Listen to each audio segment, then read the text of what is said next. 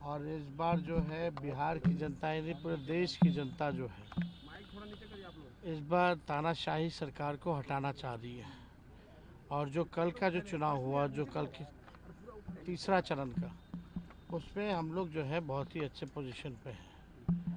जो लोग चुनाव से पहले कुछ समझते थे, अब सब लोग जो है धीरे धीरे उंगली चबाने का काम कर रहे हैं।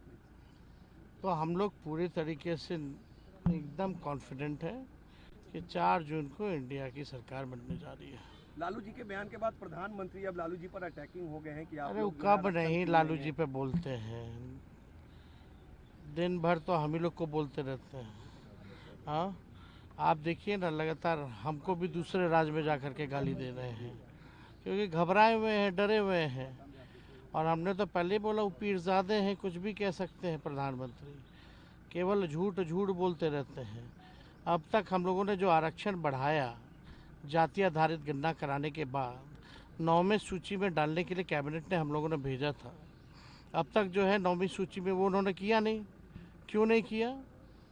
क्योंकि उसमें ओबीसी का, ईबीसी का, एससी का, एसटी का, सब लोगों का आरक्षण हम लोगों ने बढ़ाने का काम किया। और देश भर में सबसे ज़्यादा अगर है तो 75% आरक्षण बिहार में दिया गया। तो उस पर तो चुप्पी साधे हुए रहते हैं। और यही जब जाति आधारित गणना हम लोग करा रहे थे तो सॉलिसिटर जनरल को खड़ा करके उसका सुप्रीम कोर्ट में विरोध करा रहे थे। एफिडेविट में भी आप लोगों ने देखा था जो उन लोगों ने दायर किया था।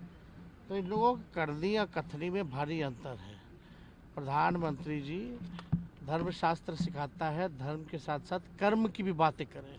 तो थोड़ा कर्म की बातें 10 साल आपने क्या किया उसके बारे में भी थोड़ा बता दें कि आपने बिहार के लिए क्या किया। लालू जी कभी मुस्लिम आरक्षण की बात करते हैं, कभी कहते हैं सामाजिक आधार पर दिया जाना चाहिए। आखिर राजद का स्टैंड क्या अरे है भैया, आप लोगों को समझ में ही नहीं आता है। एक बार ये जो भी पिछड़ा सामाजिक तौर पे जो भी जातियां थी, चाहे किसी भी धर्म की, सबको आरक्षण जो है कर्पूरी ठाकुर जी ने पहले से ही दिया हुआ है, उसमें अलग क्या है।